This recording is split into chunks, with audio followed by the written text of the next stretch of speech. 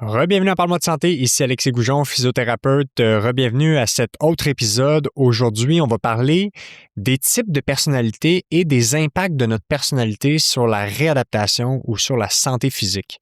Pour l'occasion, je reçois l'ergothérapeute Julie Desrosiers qui a vraiment développé au fil de sa carrière un intérêt, une expertise et une expérience clinique en lien avec l'impact des personnalités sur la santé physique et aussi comment on doit adapter, ajuster la réadaptation des personnes qui ont différents traits de personnalité, en fait. Donc, comment la personnalité peut amener à ce qu'on doive adapter la réadaptation et surtout, c'est quoi les impacts de notre type de personnalité sur notre prédisposition à des problèmes de santé physique. Fait que c'est vraiment un sujet qui est fascinant. On a parlé des 4 grands types de personnalité qui existent sur leur spectre, hein? Donc du trait de personnalité jusqu'au trouble de la personnalité. Et on a parlé de comment ça se décline dans la littérature scientifique. C'est quoi les corrélations, les causalités qui existent entre les différents types de personnalités et les problèmes de santé physique. Donc, je pense que du point de vue d'un patient qui est à l'écoute ou d'une personne qui n'est pas professionnelle de la santé, c'est de savoir comment notre personnalité, en lien avec nos forces, nos faiblesses, peut nous permettre d'être un facilitateur et un partenaire dans l'équipe de soins. Et si vous êtes professionnel de la santé à l'écoute, c'est de voir comment on doit adopter nos approches en fonction des types de personnalités pour s'assurer qu'on offre toujours les meilleurs soins possibles. Donc, l'objectif d'aujourd'hui, c'est vraiment de nommer des choses qui existent. C'est de la recherche qui est quand même bien solide. Et c'est de permettre aux gens de se reconnaître, d'avoir des pistes de solutions, mieux se comprendre pour mieux se faire aider, mais surtout dans le non-jugement. Donc, je vous laisse apprécier cette conversation sur la personnalité, la réadaptation et la santé physique avec l'ergothérapeute Julie Desrosiers.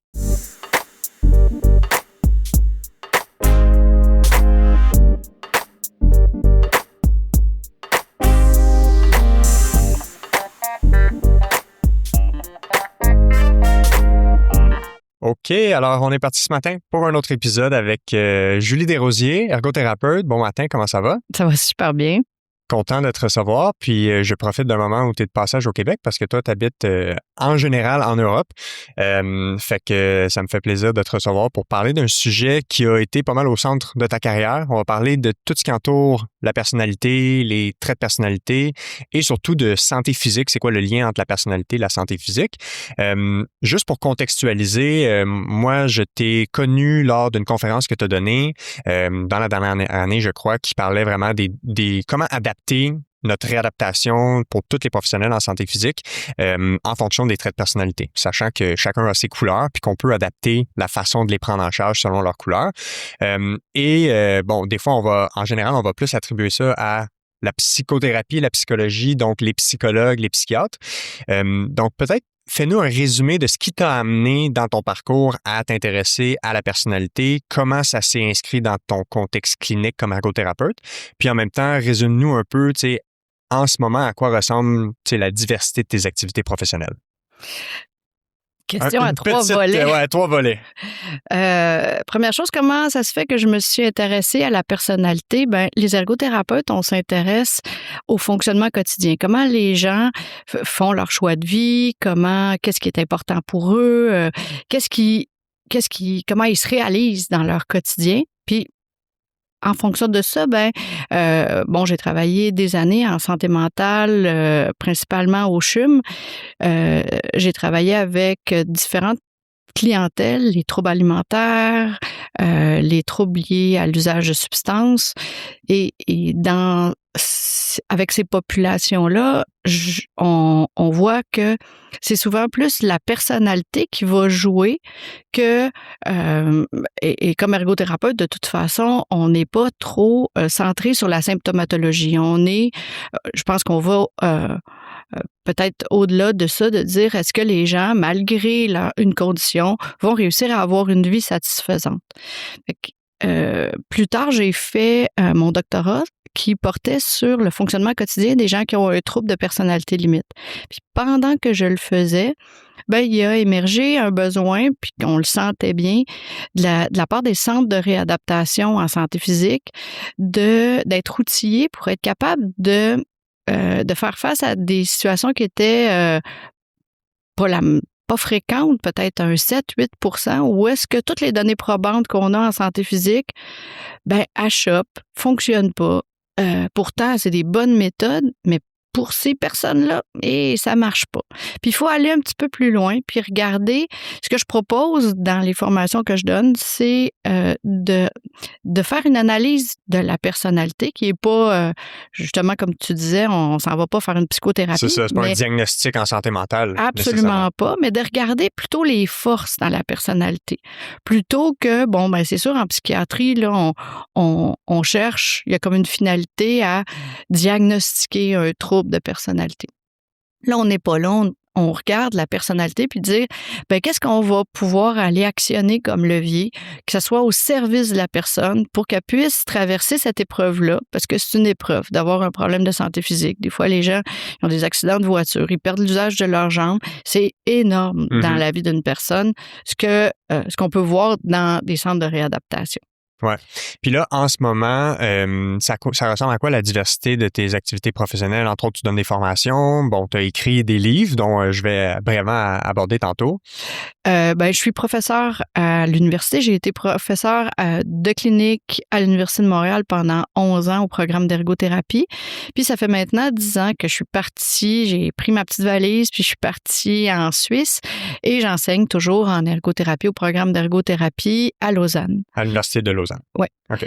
Et voilà, j'enseigne aussi aux travailleurs sociaux, mais c'est toujours la santé mentale. Et donc, c'est mon dada, c'est les troubles de personnalité et en particulier les impacts fonctionnels des troubles de personnalité. J'ai développé un outil de mesure qui sert en clinique pour justement évaluer les impacts fonctionnels. J'ai fait des recherches, je continue à faire des recherches sur les troubles de personnalité.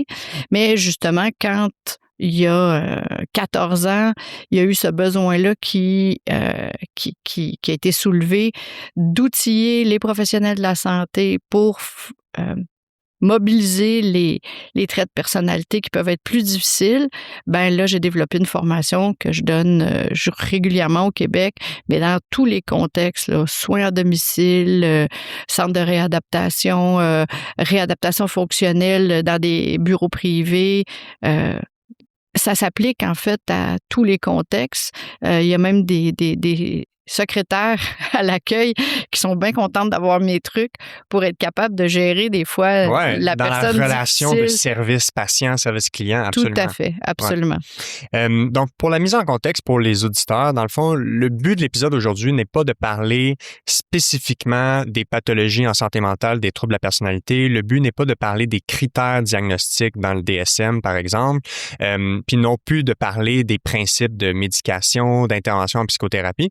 Le but, c'est de faire un lien entre c'est quoi l'impact de la personnalité sur les gens qui vivent un problème de santé physique. C'est quoi le lien qu'il y a parce que nous, on travaille avec la réadaptation des gens. Donc, les problèmes de santé physique reviennent souvent.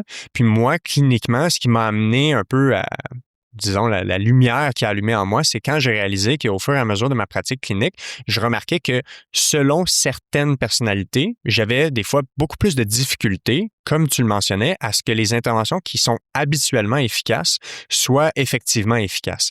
Puis je remarquais aussi que des fois, je pouvais sentir à l'intérieur, l'espèce de sentiment de, on dirait que je bouille en moi parce que là, on dirait qu'on est dans la confrontation alors qu'on devrait travailler en équipe avec le patient pour la réadaptation.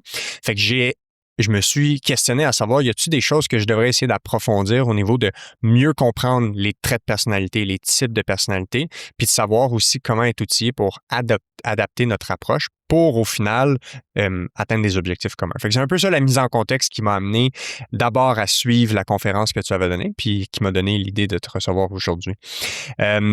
Puis aussi, le but, c'est en santé mentale, souvent, il y a beaucoup de tabous. C'est très stigmatisé. Le but aujourd'hui, c'est de nommer des choses qui existent, permettre aux gens de se reconnaître sans se sentir jugé, évidemment, mieux se comprendre. Puis souvent, quand on se comprend mieux, on a peut-être plus de chances de mieux se faire aider. Puis aussi de donner une plateforme pour les professionnels de la santé qui peuvent en apprendre plus sur le sujet. Ben tout à fait. Puis je pense que c'est important de mettre cette nuance-là du fait que la finalité, c'est pas de mettre un diagnostic. Là, pour ce qui est des troubles de personnalité, c'est probablement la pire étiquette. Ouais.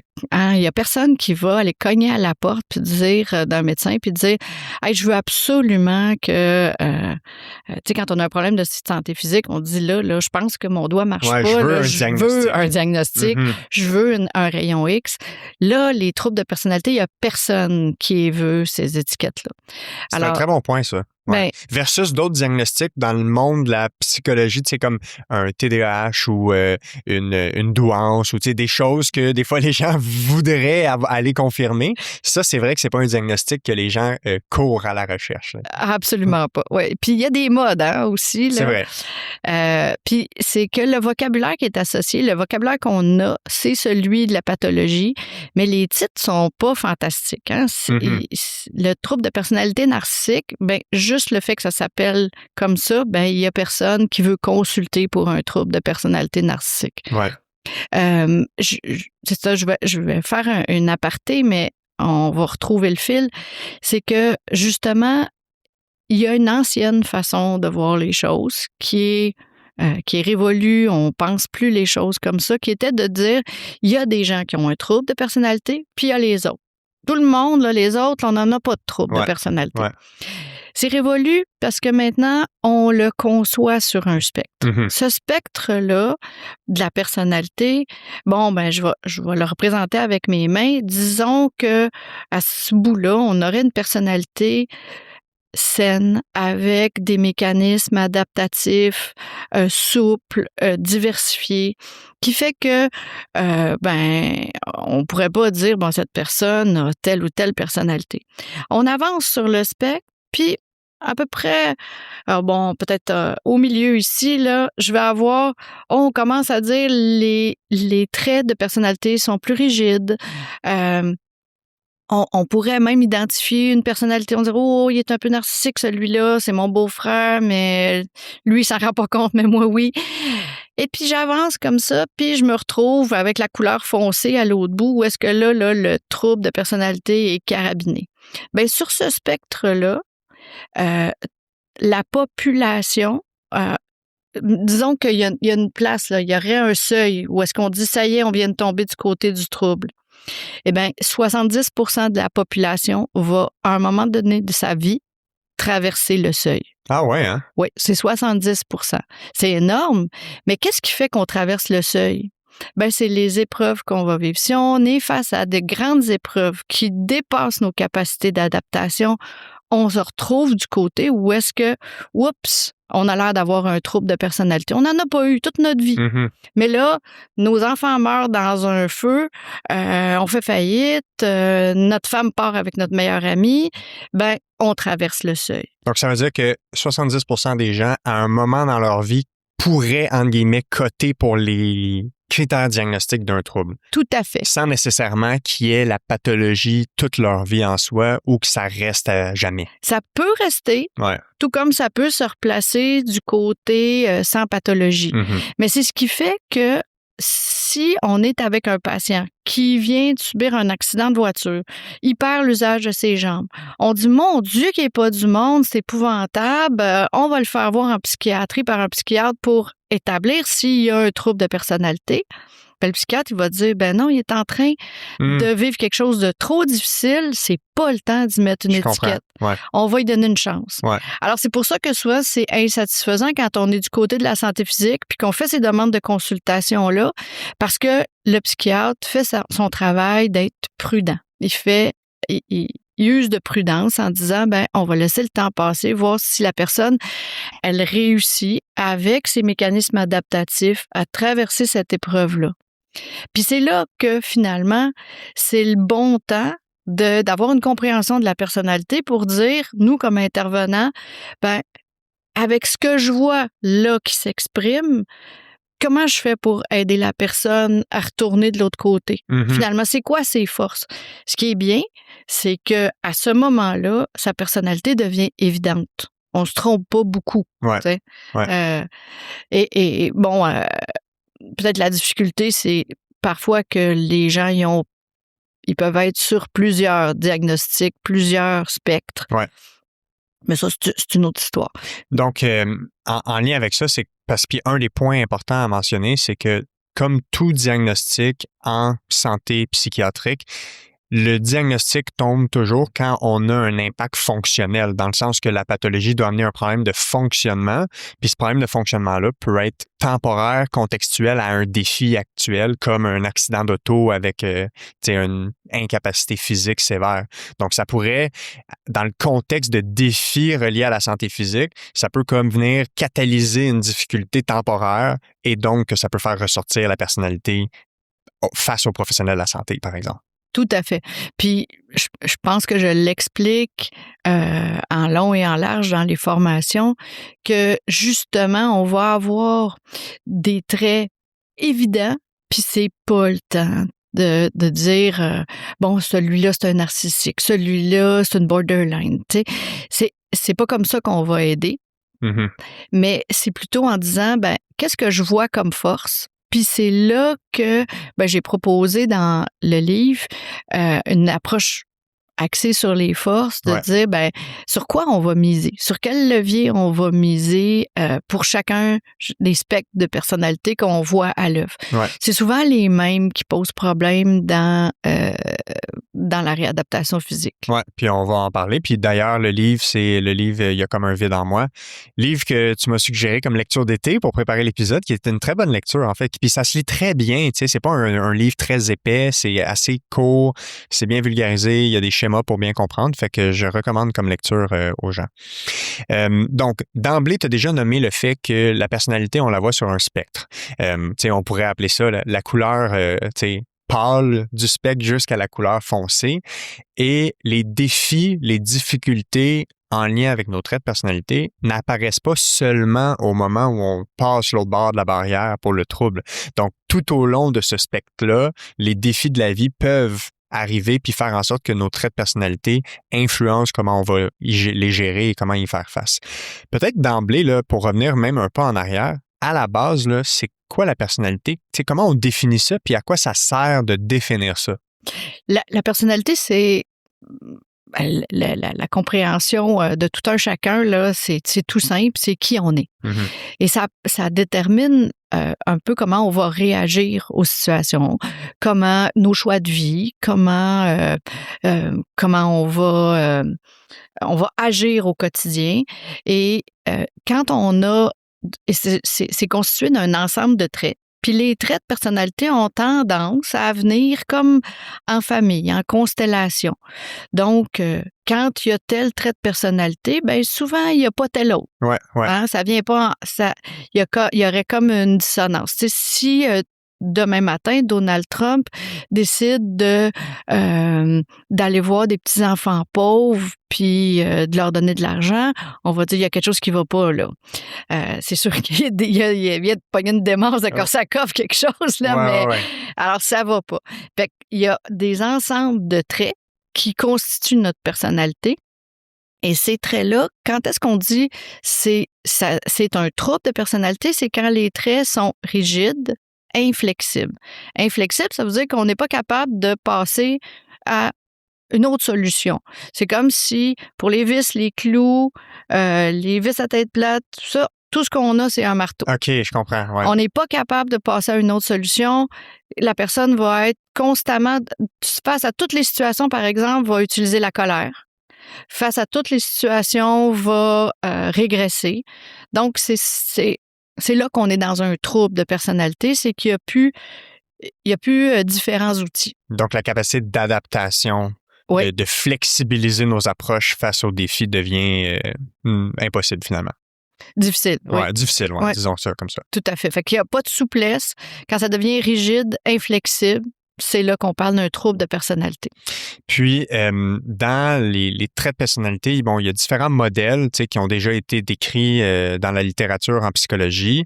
Un des modèles qui est comme peut-être le plus probant ou le plus, disons, étudié ou abordé, c'est le Five Factor ou le modèle du Big Five. Fait qu'il y a comme 5 grands traits de personnalité que tout le monde est sur un spectre face à ce trait-là. Fait que c'est soit, il cote faible, dans la moyenne ou très fort.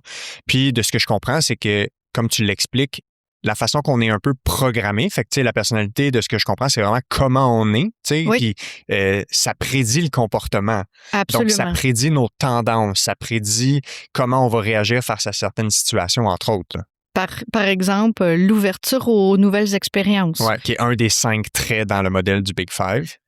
Si tu n'as aucune ouverture face aux nouvelles expériences, tu vas avoir tendance à rester à la maison. Si quelqu'un dit « Hey, on va essayer ça », non, tu vas refuser. Tu vas être beaucoup plus dans l'évitement face à la nouveauté. Puis quelqu'un qui est dans la recherche de sensations fortes, à l'autre extrémité, à la recherche de nouveautés, là, lui, il va vouloir sauter en parachute, il va vouloir pousser la vitesse sur sa moto.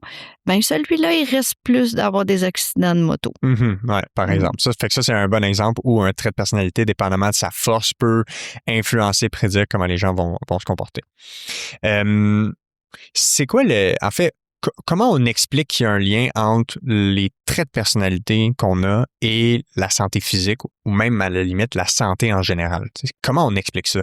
Ce qui a été beaucoup étudié, c'est le diagnostic quand il est là et les problèmes de santé physique, les associations qu'il pouvait avoir entre certains diagnostics. Par exemple, le trouble de personnalité limite ou borderline, il va avoir une association forte avec la fibromyalgie, avec les syndromes douloureux chroniques, avec le syndrome de l'articulation temporomandibulaire. Il y a cette association-là qui a vraiment été démontrée et aussi avec l'obésité. L'obésité, c'est facile à comprendre, c'est qui ont des troubles de la régulation des émotions, puis qu'on va aller vers quelque chose qui est apaisant, consommer des aliments pour aider à réguler les émotions. Donc, les études qui ont été faites sur le trouble de personnalité borderline puis les liens avec l'obésité, plus les traits de personnalité sont forts, plus l'obésité est importante. Ah ouais, la personne va en thérapie. De relation dose-réponse, là. Absolument. La personne va en thérapie pour son trouble de personnalité puis va perdre du poids. OK. Et c'est aussi en lien avec le dose-réponse et aussi là avec tout ce qui est associé à l'obésité. Donc, les douleurs articulaires, l'arthrose, les douleurs au bas du dos, l'incontinence urinaire, tout ce qui vient avec l'obésité, est fortement associé avec les troubles l'intensité des traits du trouble de personnalité borderline. Okay. J'ai le trouble de personnalité antisociale. Là, c'est tout ce qui est lié à l'impulsivité. Parce qu'ils ont comme un seuil aussi de réponse au stress qui est bien différent d'une autre. Ils ressentent pas le stress. Ouais, beaucoup moins facilement. Beaucoup moins. Là. Ouais. Justement, nous, on revient de Cuba, on a pris 3 bouteilles d'alcool au lieu de 2. Puis là, on a la peur de notre vie de passer devant les douaniers. Okay, on a des sueurs qui nous coulent de chaque côté. Ouais. Le douanier nous tasse. Lui, il passe 12 bouteilles, puis il n'y a rien qui, pareil, ne ressent pas du tout le stress. Puis là, il passe devant le douanier le laisse passer, puis il se dit « prochaine fois, j'en mettrai 14 ». Ouais, OK, je comprends. Alors, et c'est ce qui fait que l'antisocial, il va aller, lui, pour avoir un petit feeling, il augmente. La recherche de sensations fortes est là, donc il augmente les conduites à risque. Personnalités antisociales vont avoir beaucoup plus, aussi il y a de l'impulsivité qui vient avec ça, mais beaucoup plus d'accidents de voiture, beaucoup plus de traumatismes crâniens. Les TCC, là, il y a une traumatisme crânien cérébral. Tout à fait, grosse association avec les traits antisociaux. Donc, on voit que les comportements, en fait, c'est que les traits de personnalité qui prédisent certains comportements, si ces comportements-là mettent à risque de certaines blessures ou certaines autres pathologies, c'est ça qui explique le lien finalement. C'est vraiment par la façon que les gens vont se comporter ou, par exemple, quand on revient à la personnalité limite, les difficultés dans la régulation des émotions, donc un terrain propice à tout ce qui est difficulté avec l'image corporelle, avec l'alimentation, la relation avec la nourriture, fait que c'est ce qui explique ça. Tout à fait. Puis, si on essaie de les décortiquer justement, ces 4 personnalités-là, tu sais, dans ton livre, tu leur donnes un peu un nom là, tu sais, pour schématiser un peu ou représenter les 4 personnalités. Puis, on va les présenter vraiment comme sur le spectre, puis en soyant clair de nommer le fait que la majorité des gens ne sont pas dans le trouble, Absolument mais pas. qu'on n'a pas besoin d'avoir le trouble pour avoir des défis reliés à notre personnalité puis de bénéficier de mieux se connaître, par exemple. Fait qu'on va parler de la personnalité limite, narcissique, antisociale, puis histrionique. Puis on va essayer de les décortiquer un peu à travers leurs caractéristiques cliniques, leurs forces, leurs défis, puis comment ces gens-là, en général, sont face à un défi de santé physique. Fait que commençons avec la personnalité limite, que tu appelles l'indispensable dans ton livre. Veux-tu nous parler un peu de, tu sais, c'est quoi ces caractéristiques typiques, à quoi ressemblent ces gens-là? Puis ensuite, on parlera de comment ils se retrouvent face à la maladie physique, par exemple. Bon, trouble de personnalité limite, c'est peut-être celui qu'on voit le plus en clinique, autant en santé physique qu'en santé mentale, parce que il y a vraiment une souffrance, le vide intérieur qu'ils vont avoir, c'est central dans leur expérience de vie, puis c'est souffrant. Alors, ils vont demander de l'aide. Les gens, quand on parle de vide intérieur, ils savent de quoi on parle. Ils disent oui, je sais. Ils se reconnaissent. Ils se reconnaissent absolument. Puis c'est peut-être ceux que c'est le plus facile d'amener à consulter parce qu'il y a une détresse, elle est palpable. Puis comme intervenant, ben on aimerait tellement ça, être capable de faire quelque chose pour les aider. Et on voit que dans les causes, il y a une composante génétique, mais il y a aussi beaucoup des événements difficiles dans l'enfance ou des négligences qui ont pu causer ça. Puis, il y a des négligences qui sont parfois difficiles à identifier. La personne sait qu'il y a quelque chose qui a manqué, mais elle peut pas mettre le doigt dessus parce que il y a le fait qu'il y ait eu ces négligences-là, ça laisse des traces sur le cerveau. En fait, il y a des parties du cerveau qui vont moins maturer. Puis, ce que ça donne, c'est une peur d'être abandonné, pas une peur d'être seul, parce que quand on est seul, on souffre pas. Hein?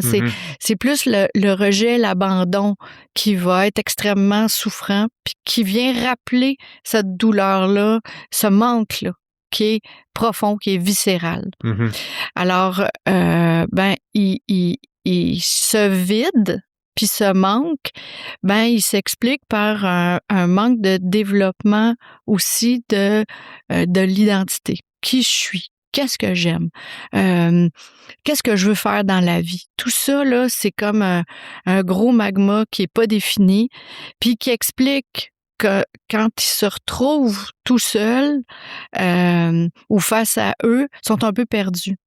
Et c'est beaucoup plus facile s'il y a quelqu'un qui arrive dans leur vie, facile, façon de parler. Entre guillemets, ouais. Ouais, mais qui arrive dans leur vie puis qui dit fais ça, tu vas me plaire et je t'abandonnerai jamais. Okay. Donc, ils sont prêts à tout, à mettre tous les efforts pour ne pas être abandonnés. Donc, ça peut créer une dynamique particulière dans les relations interpersonnelles, les relations amoureuses, par exemple. Dans les relations amoureuses, absolument, parce qu'ils vont avoir tendance à tomber dans certains pièges de relations toxiques, de justement exister aux yeux de quelqu'un d'autre, puis être prête à tout pour ça. Ce que ça fait aussi dans la relation avec le thérapeute, c'est que dans notre système de santé, il fonctionne comme ça. C'est plate, hein, mais c'est qu'on donne beaucoup d'attention aux gens quand ils sont malades. Puis dès qu'ils vont un petit peu mieux, dès qu'ils sont un peu autonomes, on dit on vous met à la porte, vous avez 1 heure pour faire votre valise à peu près. Alors, ce qu'on leur fait vivre dans le système de santé, c'est de leur donner ce qu'ils ont toujours attendu, c'est de l'attention, de l'amour, de la considération quand ils sont malades. Alors, c'est là qu'ils peuvent tomber dans ce piège-là parce qu'eux, ils sont prêts à tout pour rester en relation. Donc, de rester malade pour pas être abandonné. Mais c'est un piège, là. C'est pas de la manipulation. Ouais, c'est une façon inconsciente, comme si le cerveau est en mode protection un petit peu, là. Absolument, absolument. Puis c'est tout ce qui était attendu de je vais prendre soin de toi. Je sais pas si vous avez déjà été malade. On arrive à l'hôpital, ils sont tellement fines, les infirmières. Ils vont nous chercher une petite couverture chaude. Ils disent je vais aller vous chercher tout de suite quelque chose pour vous soulager. Ils ont beau être complètement épuisés, sont enveloppants puis aimants. Tout ce qui a toujours été souhaité. Puis après ça, nous autres, les professionnels de la réadaptation, on arrive, on dit vous êtes capable d'aller aux toilettes tout seul, bon, ben on va dire que vous pouvez avoir congé. Je comprends. Fait que ça, c'est un peu l'eau chaude, l'eau froide, là. C'est là que... puis ça explique que ces personnes-là, ben ils tombent justement dans... glisser dans... il arrive quelque chose quelques heures avant le congé. Ils vont chuter. On est obligé de les garder parce qu'il arrive une chose nouvelle. Ouais. Puis donc, face à une maladie physique, face à une incapacité, bon, tu as déjà décrit cette possibilité-là, un peu cette dynamique-là avec aller chercher quelque chose qu'ils n'ont pas de façon d'emblée dans leur vie, disons. Y a-t-il d'autres caractéristiques qui vont les représenter face à la maladie physique, de comment ils vont être décrites un peu?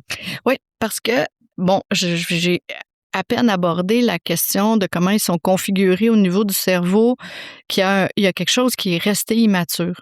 Ils ont énormément de difficultés à mettre des mots sur ce qui va pas.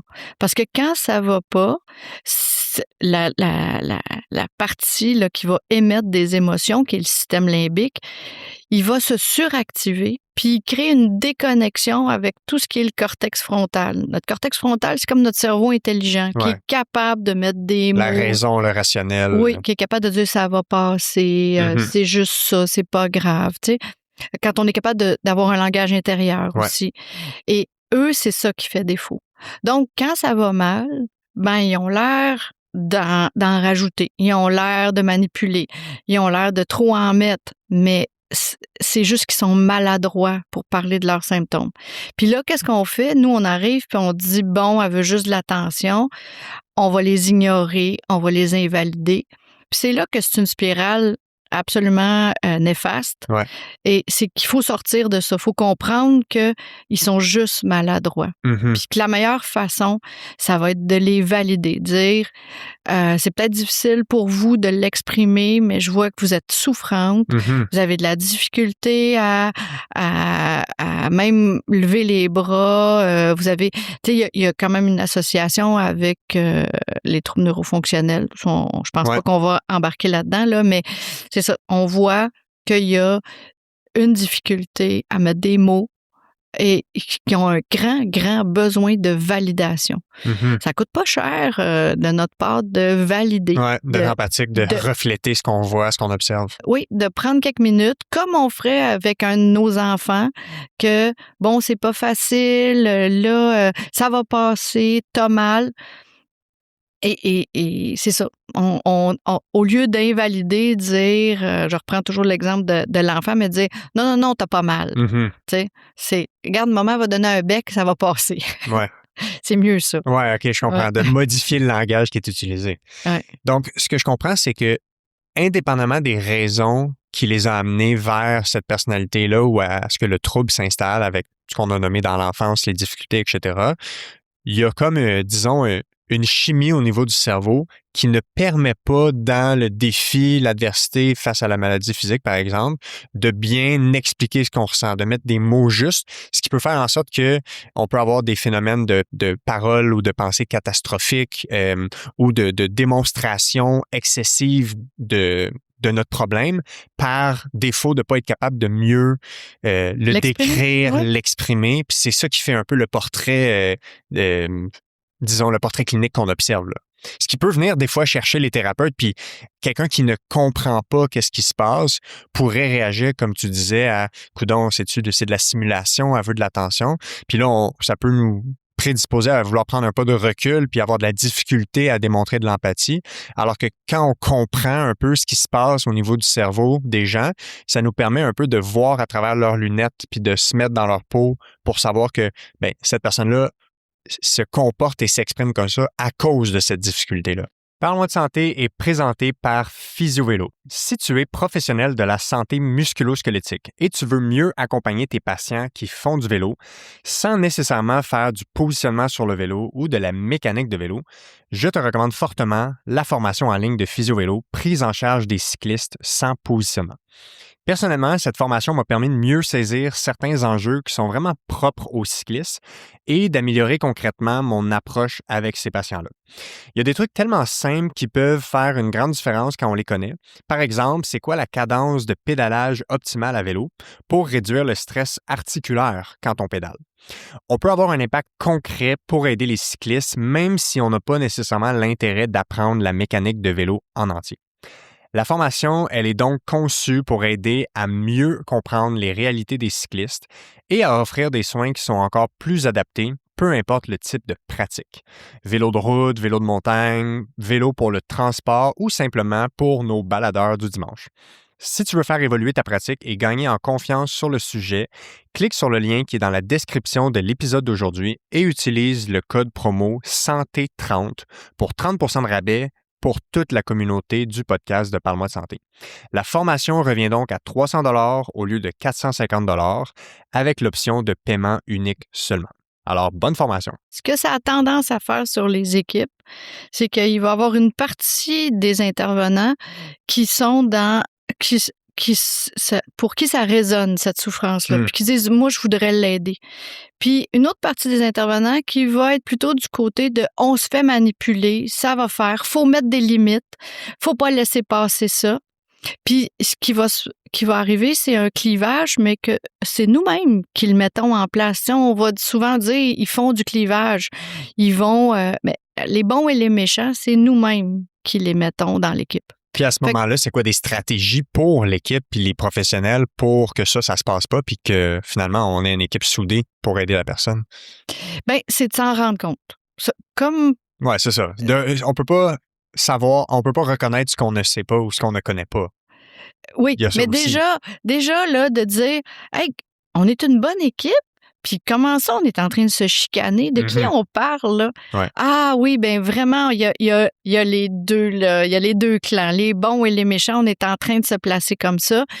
Puis, malheureusement, dans le système de santé, des réunions d'équipe où est-ce qu'on a du temps pour réfléchir sur soi comme équipe, ça commence à manquer. Oui, c'est un bon point. Je ne sais pas si en privé, il y a encore du temps pour ça, là, mais c'est pas mal la porte de sortie. C'est d'être capable de soi, comme intervenant, déjà se regarder aller puis dire « Ah, moi, je pense que cette personnalité-là, elle me fait réagir toujours de la même façon. » Effectivement, tu sais, des patients un peu plus narcissiques, ça me fait pas réagir, j'ai le tour, ça va. Oh, puis ceux-là, ça vient me chercher. Okay. Et juste faire déjà cette première réflexion-là de dire, je pense que ça parle aussi de ma propre personnalité. On a tous une personnalité, donc on perd rien à faire une petite analyse. Oui, effectivement. Il y a toujours un bénéfice, en fait, de faire cette introspection-là, à savoir quels sont nos défis face aux différents types de personnes qu'on rencontre, parce que ça nous permet de un peu se poser des questions sur pourquoi ça nous fait réagir comme ça, puis ensuite de pouvoir un peu trouver des outils pour mieux y faire face, là, finalement. Puis en fonction de notre personnalité aussi, ben justement, on va être meilleur avec certains. Ça va venir moins nous chercher, on va réussir à être peut-être plus dans une bonne dynamique. Alors, quand on a cette capacité-là en équipe à se regarder aller, on dit « Oups, je pense qu'il y aurait besoin d'une mère autoritaire, là. Ça va nous prendre Ginette. » Je comprends, OK, de cibler les forces des équipes en fonction des défis. Puis c'est quoi les forces de cette personnalité-là? Tu sais, tu parles que tout le monde a évidemment leurs forces, puis on doit miser probablement sur ces forces-là aussi. C'est quoi pour cette personnalité-là? Ben, c'est d'être sensible, empathique. Puis même des fois, bon, quand on avance sur le spectre, ben, des fois, cette sensibilité-là, c'est une hypersensibilité, une peur du rejet. Mais ça donne des personnes qui sont très bons pour lire dans l'autre. Hein? Quand c'est quelqu'un qui va vraiment être du côté pathologique, on va travailler sur diminuer la réaction, qu'elle soit pas qu'est-ce qu'elle reste au service de la personne, mais on va pas invalider sa lecture de l'autre. Parce que la lecture est souvent assez juste. Ouais. Donc, ça, là, être capable d'être empathique, de aussi, être au service des autres. Je vais reprendre mon exemple de Trump. Trump sera jamais capable de rendre service, d'être là pour les autres. Mais dans ce spectre-là, quand le côté sain, c'est de dire, rendre service, être avec les autres, soigner les autres, c'est une façon de ne pas être abandonné. Donc, on peut être de très, très bons soignants avec des traits... Ou des bons proches aidants, par exemple. Absolument, absolument. Puis, on va les retrouver dans les soins, on va les retrouver dans l'éducation, on va les retrouver dans les milieux de garde, dans les soins aux animaux. Donc, cette sensibilité-là peut être à leur service. Oui, puis ça devient une force. Est-ce que tu penses que ça fait un bon tour d'horizon pour le premier type de personnalité? Oui? Tout à fait. Super. Passons au deuxième type, qui est que tu appelles dans ton livre l'entrepreneur déterminé, qui est dans le spectre pathologique, le trouble de personnalité narcissique. C'est quoi un tour d'horizon du portrait de ce type de personnalité-là? Lui, son vide, c'est pas un vide d'abandon, de « laissez-moi pas tout seul ». C'est un vide qui est par rapport à l'ego. Donc, l'ego, il est fragile et ils vont mettre toute leur énergie, toute leur vie pour avoir un sentiment d'avoir de la valeur. Alors, ils sont prêts à tout pour ça aussi. Ce qui fait que ça peut, dans leur force, ça peut donner des gens qu'on va retrouver en position, non pas de pouvoir, mais de gloire. Quelqu'un qui veut être reconnu pour sa valeur, on pourrait le voir en politique, on pourrait le voir journaliste, on pourrait le voir vedette, là, tout ce qui est dans le milieu des arts, où est-ce que ce qu'il y a besoin, c'est qu'on le voit. Puis qu'on dise « wow ».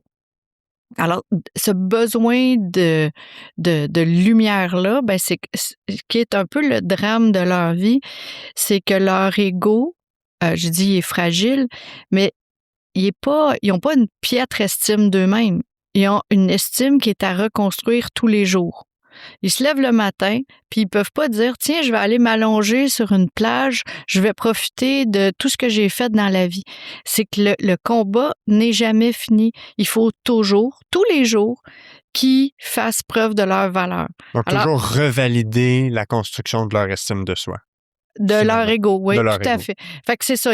Quand ils partent en vacances, ils sont incapables de s'allonger sur une chaise puis de lire un livre parce qu'il n'y a aucune valorisation là-dedans. Il faut absolument qu'ils aillent courir 10 km le matin puis que leur résultat soit meilleur qu'hier. Alors, dans leurs loisirs, dans leurs activités productives, il faut qu'il y ait une valorisation. Est-ce que ça peut avoir un lien aussi avec les tendances de perfectionnisme? Absolument. Ouais. Absolument. Ouais. Mais donc, ils vont choisir des positions qui sont des positions où est-ce qu'ils ont du mérite. Par exemple, dans leur travail. Oui. Alors, tu sais, si on prend quelqu'un qui hériterait d'une très grosse compagnie de son père, il n'y a pas de mérite à ça. Donc, ils n'en veulent pas. Versus de construire sa compagnie de A à Z. Tout à fait. OK. Donc ça, j'imagine qu'il y a peut-être une prédisposition à les retrouver dans des types de métiers qui sont très, très, très bien vus aux yeux de la société. Oui, ils cherchent ça. Mais ils cherchent parce que eux, ils ont tendance à évaluer les gens qui côtoient pour décider si ces personnes-là sont à la hauteur. Hein? Il y a une évaluation rapide qui se fait. Puis eux, ils veulent qu'on fasse la même chose avec eux. Donc, ils vont avoir tendance à aller chercher des signes de reconnaissance sociale. Comme, je le dis des fois d'information, mais c'est juste pour donner un exemple. Rentrer en médecine au Québec, c'est ça demande d'avoir une cote élevée qui est d'au moins 34. Bon, ils veulent ça. Pas parce qu'ils ont nécessairement envie de sauver physiquement des personnes, mais c'est parce que ce qu'ils veulent, c'est qu'on les rencontre puis qu'on dise « Ah, il est accepté en médecine. Wow! Wow! » Ça veut dire qu'il vaut au moins 34. Donc, la motivation envers quelque chose n'est pas nécessairement tout le temps intrinsèque. Elle peut être basée spécifiquement sur le regard des autres, donc des motivations plus externes. Là. Tout à fait. En fait, c'est tellement ça que en avançant en âge, des fois, il peut avoir un moment de détresse de « Ouais, mais moi, je veux quoi? » Parce qu'ils vont être très sensibles au regard, à l'approbation sociale, à ce qu'on dise « Wow! » dans les 3 premières secondes. Mais eux, qu'est-ce qu'ils veulent réellement? C'est comme laisser un petit peu... ça a été oublié. C'est comme s'il y avait un vrai eux qui est laissé dans un garde-robe, puis il y a le moi social qui, lui, réussit tout ce qu'il fait, mais ça crée un vide entre qu'est-ce que je présente comme front, puis qui je suis réellement. Puis ils perdent tellement de vue qui ils sont réellement que quand ils vont aller consulter en thérapie, c'est un long travail de dire « Hey, oups, on va aller ouvrir la porte, puis qu'est-ce que je veux au fond? » Parce que la majorité de l'énergie est mise plutôt à entretenir, construire puis faire rayonner la projection de l'image de soi face au monde extérieur, face à la société, par exemple, pour maintenir la santé de cet ego-là. Tout à fait. Puis quand on dit ego, des fois, le terme est péjoratif. Là. Ego, comment tu le définirais? Moi, la façon que je le vois, c'est vraiment un peu comme simplement la représentation face au regard des autres, un peu. Là. Je sais pas si c'est la bonne définition ou... C'est aussi la valeur. OK, la valeur, ouais. Okay. La valeur qu'on attribue, tu sais. Ouais. Est-ce que tu penses que tu es une bonne personne? Ah, c'est une vraie question. J'aurais tendance à dire oui. Oui, j'aurais tendance à dire oui. Mais c'est pas juste parce qu'on a dit ça de toi. C'est parce que tu dis, mes actions, par rapport à ce que moi, je valorise, je suis sur mon X, je fais... C'est en concordance avec mes valeurs. Tout à fait. C'est en concordance, mais ça me donne une bonne opinion de moi. Fait que c'est aussi ça, l'ego, avoir une bonne opinion. OK, ouais. L'estime, c'est... la différence avec l'estime, c'est comme une estimation, là, quand tu fais évaluer une maison, c'est quoi les points faibles, puis c'est quoi les points forts. C'est une photo là, de... Ouais. Mais l'ego, c'est qu'est-ce que ça vaut. La valeur. Puis, dans ce type de personnalité-là, comment ces gens-là vont se retrouver face à un problème de santé physique? C'est la fin du monde quand ils ont un problème de santé physique parce que c'était pas censé leur arriver à eux. Alors, ils ont un très bon mécanisme, eux, à l'intérieur, qui leur permet de faire face à toutes les difficultés. C'est qu'ils ont un filtre de la réalité. Le premier filtre, c'est qu'ils vont avoir tendance à mousser ce qu'ils font. Tu sais, ils sont allés, ils font des hot dogs, puis ils vont dire, vous allez voir, c'est les meilleurs hot dogs que vous avez jamais mangés. Tu sais. Donc, ils vont mousser la réalité. Puis, il y a un deuxième filtre de la réalité qui est, quand ça va mal, il y a un filtre à déni, ça n'a juste pas existé. Okay. Ils n'ont pas été refusés en médecine. Ils ont pris une année sabbatique pour réfléchir sur leur vie. T'sais. Puis finalement, ils ont réalisé qu'ils étaient un autodidacte. Alors, ce filtre à déni-là est très fort. Alors, quand on se retrouve avec un problème de santé physique, première chose, le filtre à déni se met tout de suite en action, c'est « ça m'est pas arrivé »,« non, c'est pas vrai ». Puis le filtre à mousse fait qu'ils ont besoin c'est comme s'ils ont besoin encore plus que d'habitude de redorer leur ego. Alors, en clinique privée, par exemple, quelqu'un... toi, est-ce que tu travailles au privé? Oui, je travaille en clinique privée. Bon, quelqu'un qui se fait une blessure, puis tu lui dis, là, votre épaule est vraiment salement amochée, il va falloir immobiliser votre membre pendant une semaine, il ne faut rien faire avec. Est-ce qu'il t'écoute? Les chances sont que non. Les chances sont que non. Ouais. Pourquoi? Parce qu'il dit, c'est pas vrai, c'est pas arrivé, mon épaule va très bien. OK, je comprends. Puis là... Donc ça, c'est le filtre. Ouais, le filtre, il dit non, c'est pas vrai cette affaire-là. Puis de l'autre côté, il va essayer de faire comme d'habitude parce qu'il a besoin d'avoir cette valeur-là. Tu sais, si il faisait De la musculation, aller au musculation, gym. puis au deadlift, il faisait 180 kilos, il va y aller faire du deadlift à 180 kilos. Fait qu'il se blesse encore plus. Mhm.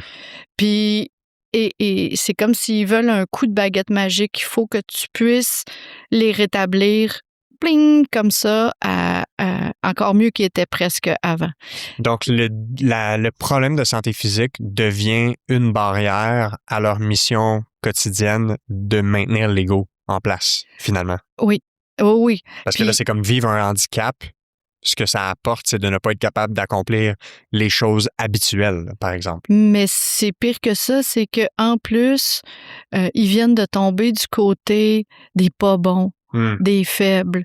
Et eux, le vide, c'est un vide de honte. La honte de soi, c'est épouvantable. C'est dangereux même parce que quelqu'un qui a cette personnalité-là peut être très, très fragilisé par un problème de santé physique. Il peut dire moi, je vais me laisser mourir là, parce que c'est trop gros. Puis pourtant, c'est un tout petit problème. Là. Nous, on a déjà vu pire. Là. Mm-hmm. Mais quelqu'un pourrait faire une tentative de suicide pour une phalange amputée. Quand, nous, on voit des gens qui sont amputés des deux membres inférieurs puis qui ont une belle vie, là. Mais c'est selon, dans le fond, les lunettes avec lesquelles ils voient leurs problèmes. Et c'est eux, ça devait pas leur arriver. Mm-hmm. Donc, c'est la fin du monde. Puis eux, en réadaptation face, mettons, aux intervenants, ou en fait, les intervenants qui sont impliqués avec ces personnes-là, c'est quoi les stratégies pour les aider, pour adapter notre approche puis quand même réussir à atteindre leur objectif? Bien, c'est quand même ceux que probablement qui nous font le plus réagir parce qu'ils vont nous prendre, quand ils sont souffrants, ils vont nous prendre de haut. Hein, ils veulent quelqu'un à la hauteur.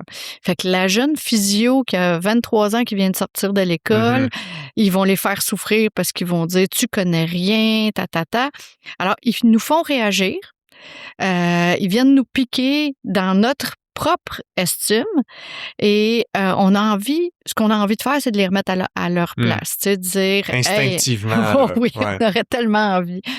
Puis ce qu'il va falloir faire, ben c'est ça, c'est finalement assez facile, c'est de voir qu'il y a un ego qui souffre, puis de soigner ça. Mm-hmm. Je sais pas si vous avez vu, moi, ça me fascine. Je regarde beaucoup les affaires sur Trump, là, ces temps-ci. Mm-hmm. C'est infini, tu sais. Lui, il est way beyond narcissique, là, tu sais. Il l'a inventé presque. Puis, tu vois que les gens autour de lui ont fait une conférence de presse, je pense que c'est hier ou avant-hier, où est-ce qu'ils ont passé 3 heures à dire « Vous êtes le meilleur président. » Ouais. On fera pas tant que ça, mais c'est important de soigner l'ego. On va pas... Il faut que la personne se sente, si on veut, pas en menace immédiate face à son ego avec l'intervenant dans sa vulnérabilité. Il faut qu'elle se sente quand même validée, valorisée. Oui, il faut qu'elle sente qu'elle fait affaire avec quelqu'un qui est à la hauteur.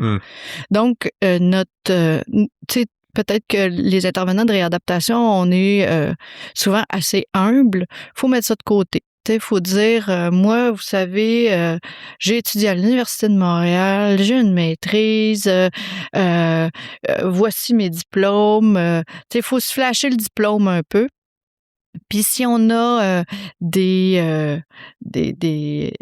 expertises, il faut pas se gêner pour les mettre de l'avant. Dire, on va vous mettre avec François qui revient d'une formation à telle place en Norvège. Et ça, c'est comme contre nature, on n'est pas fait comme ça, mais il faut pas hésiter à le faire pour lui montrer qu'on est à la hauteur.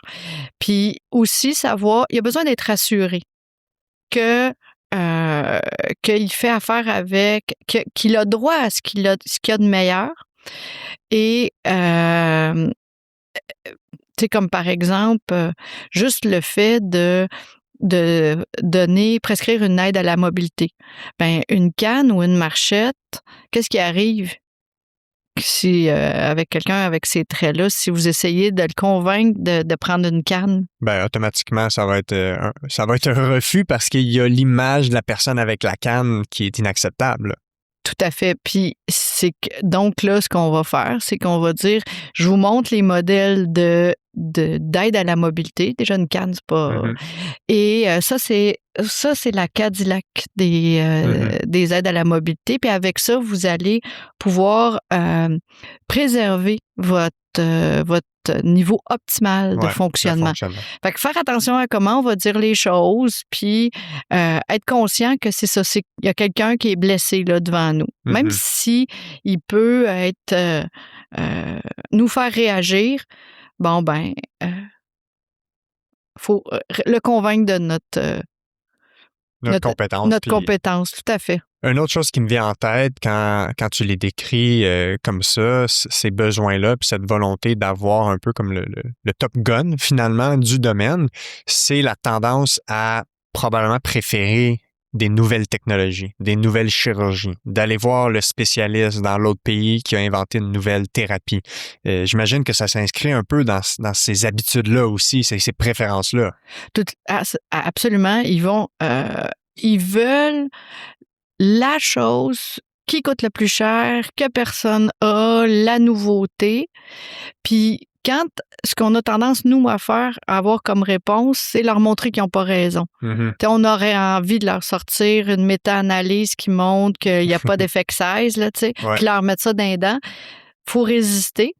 Mais si on a quelque chose que nous, on sait que c'est le meilleur, ben il faut savoir le présenter. Oui, c'est ça. Comme d'expliquer la démarche de pourquoi je pense que c'est la meilleure solution pour vous. Tout à fait. Mais pourquoi, par exemple, une prothèse de RAMQ? Ils n'en veulent pas d'une prothèse de RAMQ parce que c'est RAMQ, tu sais, c'est les gens sur l'aide sociale qui ont une prothèse de RAMQ.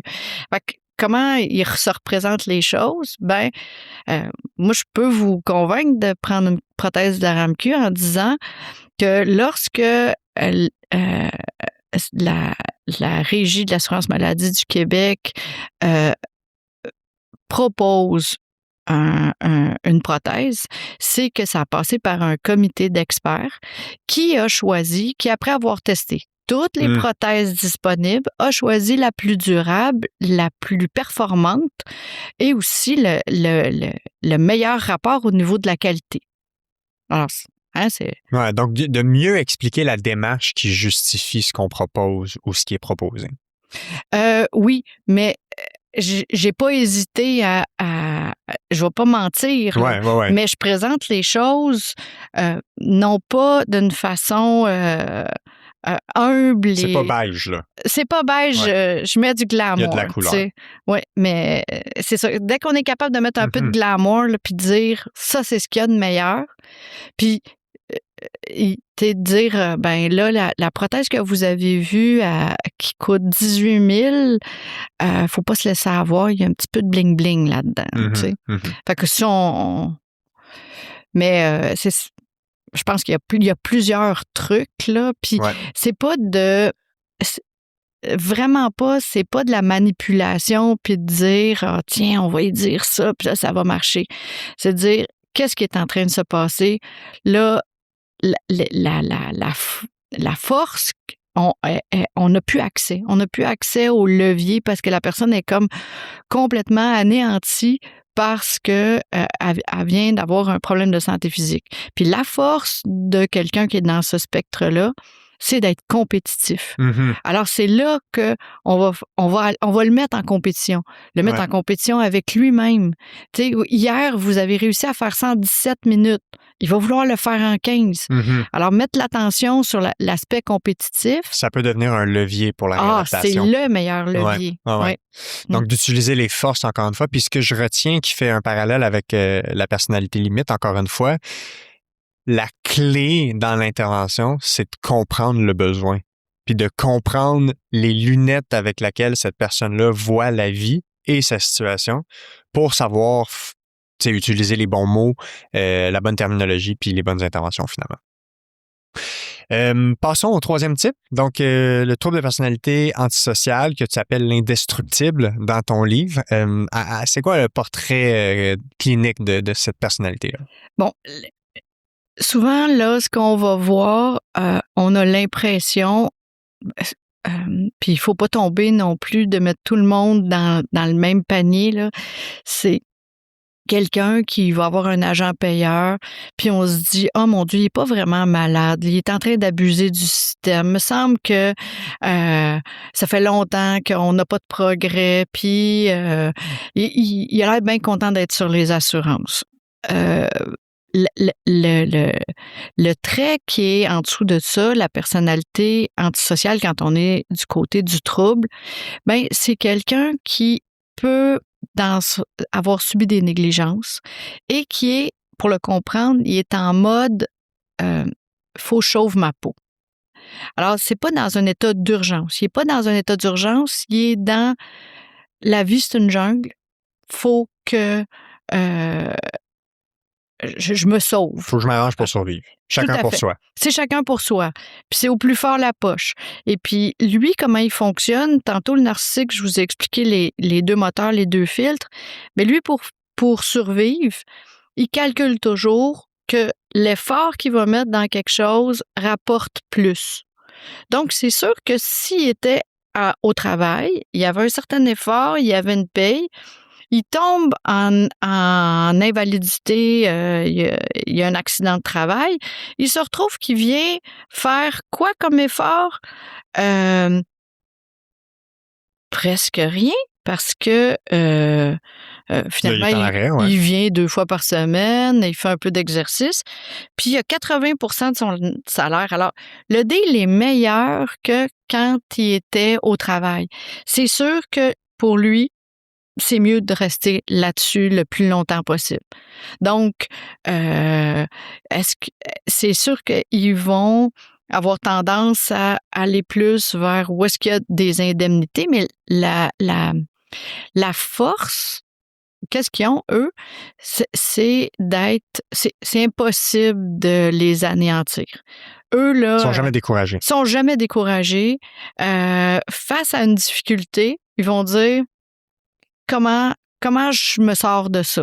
Tu sais, et c'est bon, c'est peut-être, là, depuis tantôt, là, j'ai l'air de patiner, là, c'est que ça... Ça a l'air péjoratif à la base. Tout à fait. Ça a l'air péjoratif, mais là, la force, là, c'est vraiment d'avoir des nerfs d'acier, puis d'être toujours capable de garder la tête froide dans des situations, puis trouver comme à sortir de cette situation-là. Ça fait probablement des très bons chirurgiens. Tu sais, si on veut se faire opérer un genou, là, tu sais, puis, je veux dire, l'orthopédie, là, c'est pas quelque chose qui est cute, là. On veut quelqu'un qui se décompose pas devant un genou ouvert. On veut quelqu'un qui garde la tête froide. Ça fait probablement des très bons ambulanciers. Ça fait des très bons brokers à la bourse aussi. Parce que la bourse, bon, ben, les marchés s'effondrent. Là, ils disent non, c'est pas le temps. C'est pas le temps, on va attendre à demain. Puis, donc, ils savent garder la tête froide, ils vivent peu de stress. Alors, comment on fait pour utiliser cette force-là dans la réadaptation? Ouais, comme levier, finalement. Bien, comme levier, c'est qu'ils vont très bien répondre à un cadre qui est clair. Parce que eux, ils cherchent la petite craque, dire « Oh, y a-t-il un bénéfice là? Y a-t-il un bénéfice là? » C'est leur façon de survivre. Mais si ce qu'on fait, c'est qu'on dit « Bon, ben, regardez, le cadre, il est comme ça. On a tous la même réponse. On travaille dans la même clinique. On va toujours platement donner la même réponse. On va avoir quelqu'un qui va s'activer dans... il faut qu'il y ait aussi un bénéfice, mais que ça vale la peine. Donc, tu sais, si on dit, ben, vous pouvez, par exemple, à partir de la semaine prochaine, vous allez venir 5 fois par semaine, puis de toute façon, la réadaptation s'arrête dans 3 semaines, ça va marcher. Là. Un cadre clair. On va avoir quelqu'un qui s'active. Et il faut qu'il puisse faire un choix tout à fait éclairé. S'il trouve que il est plus gagnant de retourner au travail, que cette porte-là soit là. Donc, ça peut être une façon aussi de faire émerger peut-être des des meilleures raisons d'orienter vers soit le retour au travail ou vers d'autres objectifs que finalement, en faisant le calcul, c'est la meilleure porte de sortie, c'est la meilleure solution pour cette personne-là. Ce qui se passe, c'est que souvent dans les équipes, là aussi, on va avoir des réponses différentes. Puis il y en a qui vont voir la victime en lui, d'autres qui vont voir peut-être une personne qui abuse du système.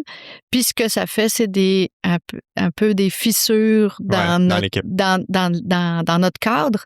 Et c'est la solution, c'est d'avoir une réponse ferme mais unique. Mm-hmm.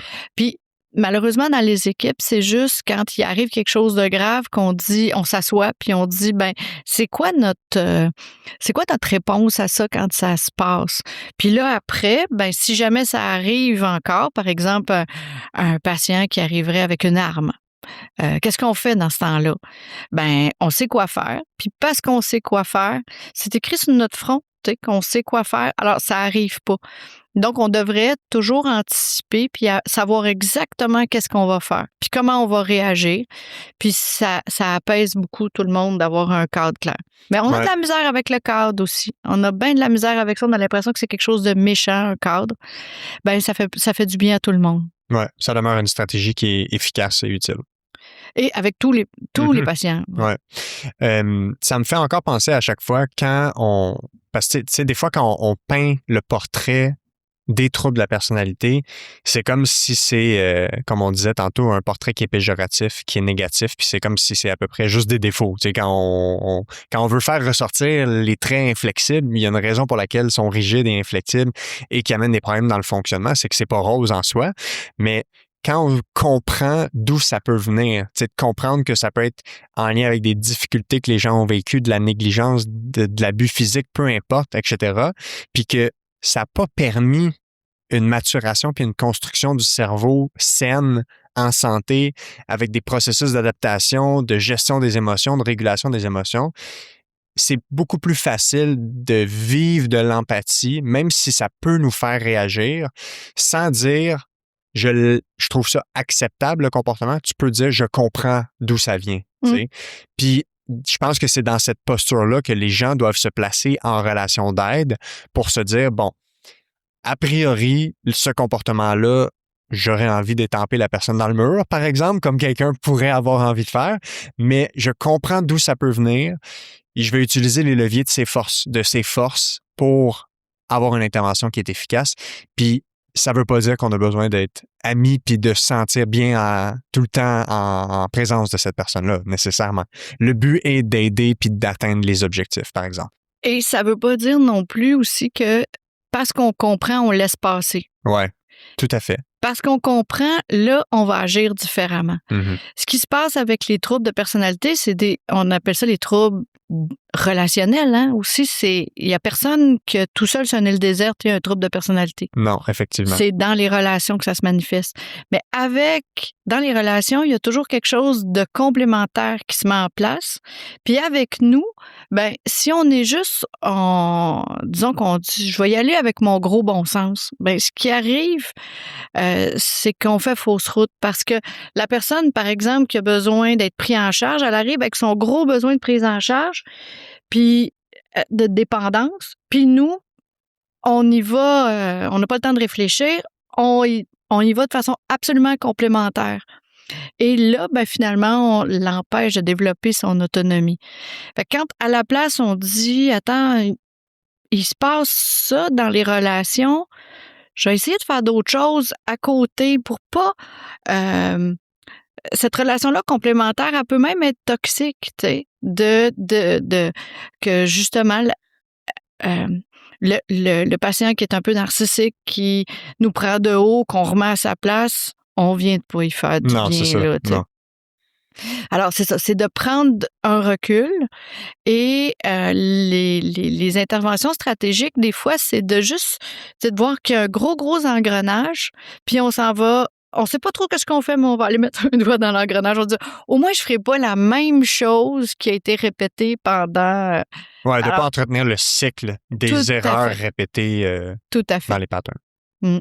Parlons du dernier type, donc la personnalité histrionique, que tu appelles le fascinant, la personnalité fascinante, qui était probablement dans les 4 types de personnalités, la personnalité avec laquelle j'étais le moins familier, fait que j'en ai appris pendant ma lecture. Veux-tu nous faire un petit portrait à quoi ça ressemble? Bien, quand on est avec les problèmes de santé physique, c'est celui-là, il va venir comme par-dessus d'autres problèmes. C'est rare qu'on va voir que ça, le trouble histrionique. C'est dans le livre, je l'ai représenté, le fascinant, parce que il va trouver une façon d'attirer l'attention. Il a besoin de cette attention-là, mais ce qui fait qu'il est un peu caméléon. Hein? Une fois avec un tel, il va montrer un côté un peu olé-olé. Avec une autre personne, il va montrer un côté scientifique. Puis ce que ça laisse, c'est comme un vide identitaire encore mais au fond, quand est-ce que je suis vrai? Alors, c'est ça, nous, ça nous fait réagir plus comme de dire de douter. On va douter de ces patients-là. Est-ce qu'il y a vraiment mal? Est-ce qu'il y a vraiment... Alors, encore là, c'est pas faké, c'est pas inventé, c'est une recherche d'attention maladroite. Puis comment ça peut se caractériser? Ça va prendre forme comment exactement cet aspect maladroit, ou bien pas maladroit, mais cette façon de vouloir attirer l'attention sur soi? On aurait l'impression que c'est des drama queens. Là. Comme théâtral. Ils beurrent épais, ils en mettent plus, puis on se dit, il me semble que au fond, là, il y a comme rien. On sent que c'est pas si... Que ça explique pas si le portrait de la condition, par exemple. Oui, fait que c'est de la théâtralité, c'est aussi c'est ça, on a l'impression d'exagérer le drame qu'il peut y avoir. Puis c'est ce qui mène, en fait, là, dans le développement de ce besoin d'attention-là, c'est quoi qui l'explique? Tu parlais du vide un peu identitaire. Ça, c'est-tu en lien, encore une fois, avec négligence à l'enfance ou c'est quoi qui peut mener à ce que ce pattern-là soit développé? Je m'avancerai pas sur des causes dans le développement, mais on a pour chacun des éléments dans le développement qui nous expliquent qu'on va se rendre là. C'est juste individuel. Il y en a que la composante biologique est très, très forte. OK. D'autres pour qui, comme le trouble borderline, il y a une bonne composante biologique héréditaire, là. Mm-hmm. Puis le trouble antisocial aussi. Mais le trouble narcissique, il est beaucoup plus construit. Relié à l'environnement. À l'environnement, tout à fait. Puis parce qu'on va encourager certains traits, on va dissuader certains autres, puis histrionique aussi. OK. Puis les interventions de choix, tu sais, en lien avec les forces de cette personnalité histrionique, ça va être quoi? Puis comment on fait pour utiliser ça comme levier d'intervention? Bien, on va... dans la formation, j'en parle pas. J'en parle peu. De ce trouble-là. De ce trouble-là. Est-ce qu'il est moins fréquent? Oui, vraiment moins. C'est le trouble borderline. Il cohabite avec autre chose, oui, c'est ça que tu disais. Okay. Il vient c'est comme si ça se saupoudre sur les autres. Là, c'est peut-être juste comme une particularité additionnée qu'on verrait, fait qu'une composante un peu théâtrale, comme tu disais, ou c'est ça. Mais c'est sûr qu'on va le voir avec des problèmes de santé physique parce que les gens, on va avoir l'impression qu'ils exagèrent leurs problèmes de santé physique. Puis c'est comme avec le trouble borderline, c'est à peu près le même truc, c'est qu'on va prendre le temps de valider qu'est-ce qui est vraiment là.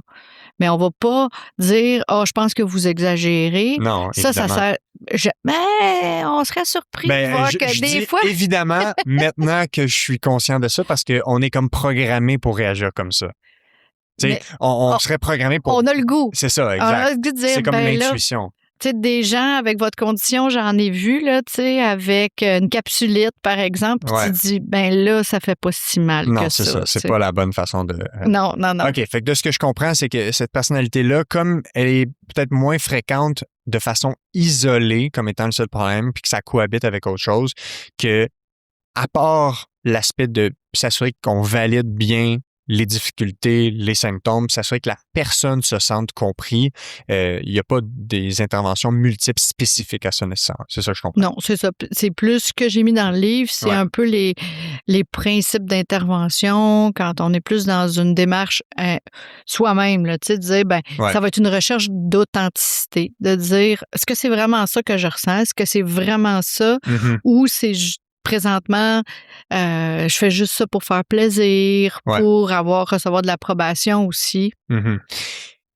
Comme message généraux, là, pour un peu conclure l'épisode, tu sais, il y a des gens peut-être qui écoutent l'épisode aujourd'hui qui se reconnaissent partiellement, complètement dans certains types de personnalités. Tu sais, c'est quelque chose qui peut être confrontant quand c'est la première fois qu'on entend ça. Comme on disait en introduction, personne n'est à la recherche d'un diagnostic de trouble de la personnalité, mais on sait, puis on le mentionnait, que le trouble, c'est une minorité des gens qui ont en soi l'aspect foncé de la couleur, mais qu'on n'a pas besoin d'avoir l'aspect foncé de la couleur pour avoir les défis. C'est quoi les messages clés que tu veux que les gens qui vivent ces difficultés-là retiennent, tu sais, pour pas se sentir jugés, puis stigmatisés, puis étant mis comme avec des étiquettes dans des boîtes? C'est quoi les messages clés en général que tu veux que les gens retiennent et qui, j'imagine, a motivé l'écriture de certains livres parce que finalement, tu les écris pour ces gens-là? Oui, puis c'est ça. Ce que je voudrais, quand j'ai écrit, il y a comme un vide en moi, c'est que les personnalités qui sont là-dedans ont en commun d'avoir un sentiment de vide intérieur. Mais c'est plate, hein, mais ce sentiment-là, il y a personne qui cherche ça, il y a personne qui veut ça, avoir un sentiment de vide intérieur. Puis, il y a personne qui va s'en vanter, il y a quelque chose de honteux. Et pourtant, on n'est pas responsable comme adulte d'avoir un sentiment de vide intérieur. Il y a quelque chose qui a manqué en quelque part. Puis pourtant, c'est vraiment la personne adulte qui porte cette honte-là. Ce que je souhaiterais, c'est qu'on ait assez de bienveillance les uns envers les autres pour dire, je vois dans toi cette force, ces défis-là, ces difficultés-là, puis je pense que je comprends un bout de toi. Veux-tu qu'on en parle? Mais c'est pas demain matin là, qu'on va se vanter d'avoir un vide intérieur. Ça serait mon rêve. On se dise, hey, moi aussi, j'ai un vide intérieur, qu'on fasse des T-shirts. J'ai un vide intérieur. Mais déjà de se comprendre avec ce langage-là, puis tu sais, c'est tellement facile d'aller, c'est très, très populaire là, de faire des tests sur Internet. Là, êtes-vous avec un pervers narcissique? Là, tout le monde trouve que son ex était pervers narcissique. Ou ses parents, ou quelque chose comme ça. Alors, de laisser de côté ces diagnostics-là, c'est très, très facile de dire hey, un tel, il est comme ça, un tel, il est comme ça, un tel, il est comme ça. Je pense que si je laisse un message de fin, c'est regarder en soi. Regarder, que chacun regarde en lui-même dans quoi il se reconnaît, puis qu'est-ce qu'il rencontre comme défi, puis par où passer pour s'en sortir, parce que dans le livre, je parle aussi des voies pour peut-être un peu réparer ça. Oui, des stratégies. Des stratégies, puis d'abord, c'est une connexion à soi. Tu sais, prendre du temps pour dire comment je me comprends. Ça vient d'où cette affaire-là? Comment ça s'est construit? De reconnaître ses difficultés. Puis après ça, c'est de se connecter aux autres. Dire, hey, ouais, moi aussi, je suis comme ça, tu sais. Puis de trouver du soutien. Faut... de plus en plus, il y a de la recherche qui se fait sur les effets sur le cerveau des relations. Les relations toxiques, ça magane. Puis les bonnes relations, ça fait grandir. Ouais. Alors, faire un examen aussi de qui je laisse rentrer dans ma vie. C'est beau, là, avoir de l'empathie puis de dire tout le monde a le droit d'être aimé. Mais si dans ma vie personnelle, j'ai quelqu'un qui me gruge puis qui est en train de venir à bout de ma santé mentale, peut-être que faut faire de la place, là, un petit peu, puis laisser rentrer les bonnes personnes.